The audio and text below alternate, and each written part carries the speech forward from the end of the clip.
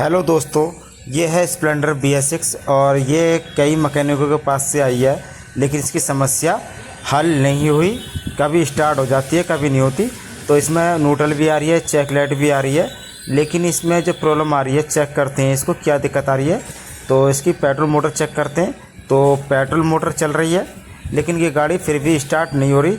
तो समस्या क्या है दिखाते हैं। तो भाई, अगर आप हमारे चैनल पर नए हैं तो चैनल को सब्सक्राइब करें, लाइक करें, शेयर करें, क्योंकि ये वीडियो आपके लिए बहुत काम की चीज़ है। तो इस वीडियो को मिस ना करें, वीडियो पूरी देखें। तो इसका जो स्पार्क प्लग पर करंट है, इसे चेक करते हैं कि पेट्रोल मोटर तो चल रही है, लेकिन स्पार्क प्लग पर करंट आ रहा है या नहीं आ रहा है। तो इसे ज़रूर चेक करेंगे। तो अगर स्पार्क प्लग पर करंट नहीं आता, अगर पेट्रोल मोटर चल रही है, तो हल्का सा आया तनक सा, उसके बाद भाग गया, तो हर बार किक मारने पर करंट नहीं आ रहा।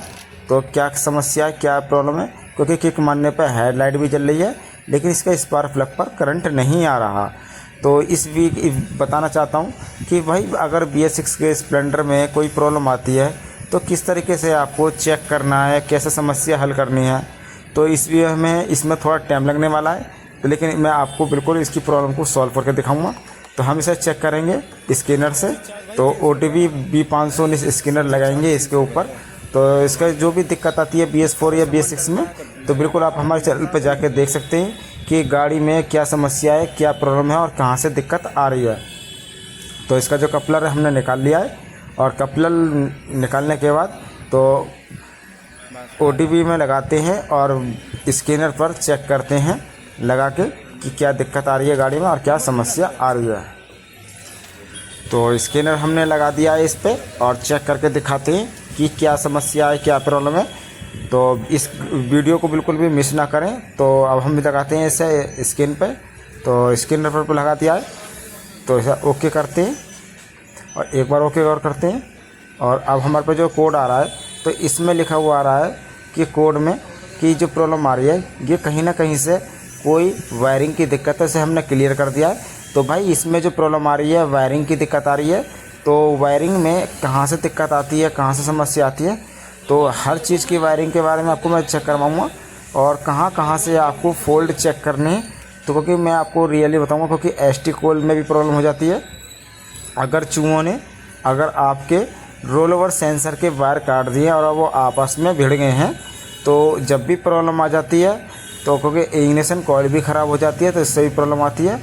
और जो रोलओवर सेंसर हो जाता है ख़राब, उसकी वजह से भी प्रॉब्लम आ जाती है। तो इसका जो रोलओवर सेंसर है, उसे हमने कपलर निकाल दिया है, और कपलर निकालने के बाद चेक करते हैं कि करंट आता है या नहीं आता है।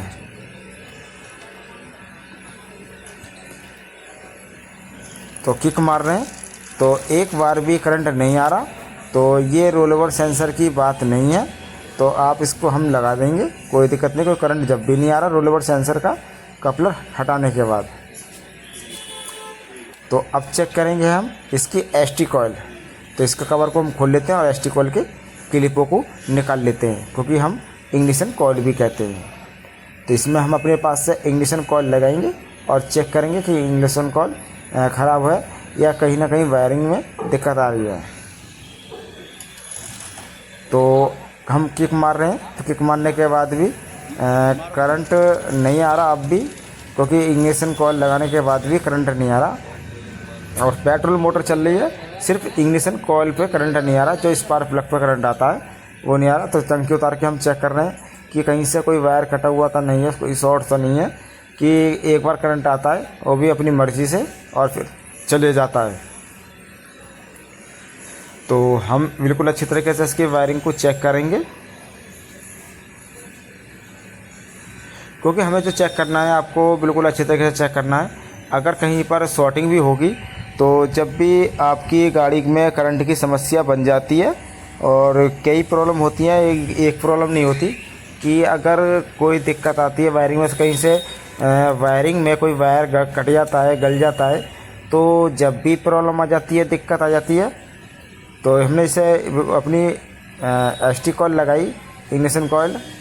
तो जब भी करंट नहीं आ रहा, तो अब हम इसके देखेंगे कि बैटरी की पावर आ रही है या नहीं आ रही है इग्निशन कॉइल में। तो चाबी हमने ऑन कर दी है, तो इग्निशन कॉइल में बैटरी की पावर पूरी आ रही है, तो इसमें जो बैटरी की तो दिक्कत नहीं है, लेकिन फिर भी हम आपको चेक करने के लिए बता रहे हैं। तो हमने इसका TPS सेंसर का कपलर निकाला और हमने इसमें वायर में चेक करना है, सबसे नीचे वाले में 5वें नंबर के वायर पर कि 5 वोल्ट के आसपास आते हैं या नहीं आते हैं। तो 5 वोल्ट के आसपास आ रहे हैं इसमें, तो ये आपका इससे क्लियर हो जाता है कि आपका जो ईशू है वो ख़राब नहीं है, और ईशू की दिक्कत नहीं है। तो मैंने दोनों वायरों में चेक कर लिया, सबसे 5वें नंबर पे चेक कर लिया और सबसे ऊपर से दूसरे नंबर पे भी चेक कर लिया, तो सब में सही है। तो इसकी जो ईशू की प्रॉब्लम है वो तो कंफर्म है कि ईशू ख़राब नहीं है। तो कहाँ से दिक्कत है, कहाँ से समस्या है, तो चेक करते, क्योंकि हम एक एक करके आपको सब कुछ चेक कराएंगे। तो इस वायर को बिल्कुल हम आराम से चेक करेंगे, कहीं से कोई वायर ख़राब तो नहीं, गल तो नहीं रहा। तो यहाँ से भी वायर गल जाती है, यहाँ से भी, तो ये प्रॉब्लम आ जाती है कि अगर वायर गल गया है तो जब भी नहीं आएगा। तो लेकिन उसके बाद भी चेक कर सही नहीं है। तो हमने इसकी जो पिकअप कॉइल है इसे हमने खोला, और खोलने के बाद हमने इसके पेट्रोल से अच्छी तरीके से धोया, क्योंकि इसके ऊपर डस्ट जम रही थी। डस्ट जमने की वजह से भी करंट पास नहीं होता, क्योंकि हमने ऊपर से चेक करा, पिकअप कॉइल तो सही बोल रही थी, लेकिन हमने समझा कि इसे अच्छी तरीके से धो के लगा दें और ऑयल डालेंगे बाद में। इसे हमने फिट कर दिया है और चेक करते हैं करंट कि कहाँ से दिक्कत आ रही है, कहाँ से प्रॉब्लम आ रही है।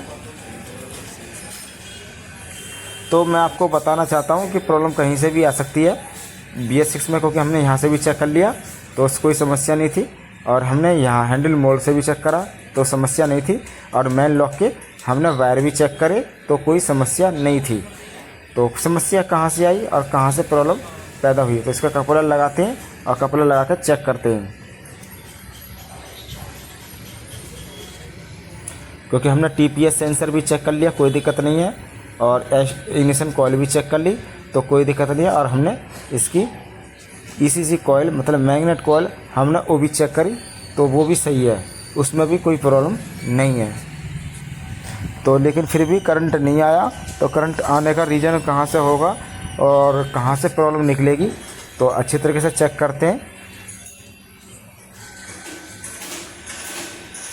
क्या दिक्कत है और क्या प्रॉब्लम आ रही है। क्योंकि हमने ये स्टार्ट कर दी गाड़ी, तो भाई मैंने जो स्टार्ट करी है गाड़ी, तो ये क्या प्रॉब्लम थी, मैंने पेट्रोल मोटर भी लगा के देखी तो जब भी नहीं आया। तो समस्या क्या थी मैं आपको बताना चाहता हूँ, क्योंकि जो समस्या थी आपको बिल्कुल दिखाऊंगा। क्योंकि हमने बैटरी नहीं लगा के चेक करा, जब भी करंट नहीं आता, जो चार्जर है, चार्जर का जो अर्थ का बोल्ट होता है वो ढीला था, जिसके वजह से ये प्रॉब्लम आ रही थी सगली।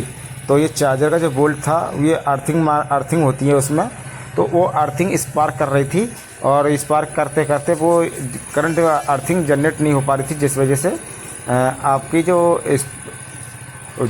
थी प्रॉब्लम, इग्निशन कॉइल पे स्पार्क प्लग पर जो करंट नहीं आ रहा था, तो उसकी प्रॉब्लम थी।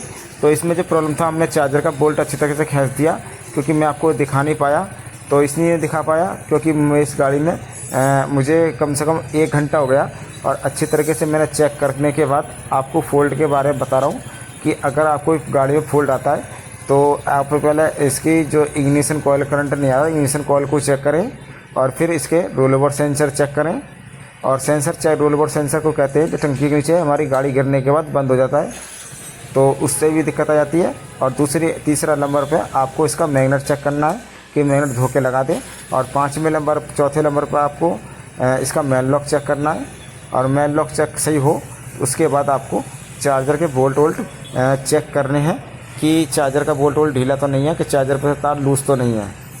तो इसमें जो प्रॉब्लम निकली थी वो चार्जर के तार की प्रॉब्लम निकली थी। जो चार्जर का अर्थिंग का तार होते हैं चार्जर पर लगे हुए, उसमें दिक्कत आ रही थी, जिसकी वजह से ये गाड़ी करंट जनरेट नहीं कर पा रही थी। एक बार हल्का सा करंट आता था कभी कभी, और वो चले जाता था, क्योंकि वो प्रॉब्लम थी अर्थिंग की। तो उसकी जो अर्थिंग थी वो अच्छी तरीके से वर्क नहीं कर रही थी, तो ये समस्या आ रही थी इस गाड़ी में।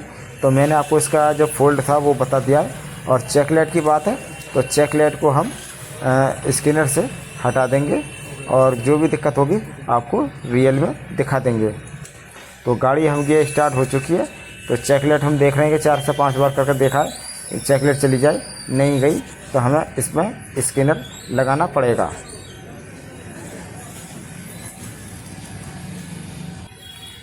तो स्कैनर हमने फिट कर दिया है, तो अब हम इसको क्लियर कर देते हैं, जो हमारी चेकलाइट चली जाए।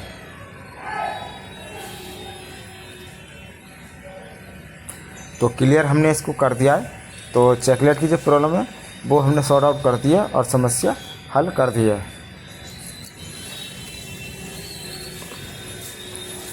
तो इसे अब हम स्टार्ट करके चेक करेंगे कि इसकी चेकलाइट चली गई है या नहीं।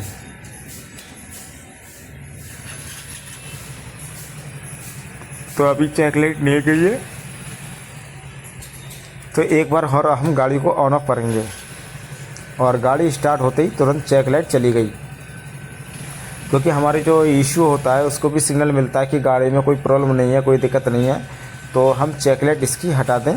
तो ये अगला काम इशू का होता है। आप एसएम भी कह देते हैं, आप इशू भी कह देते हैं, तो आप कुछ भी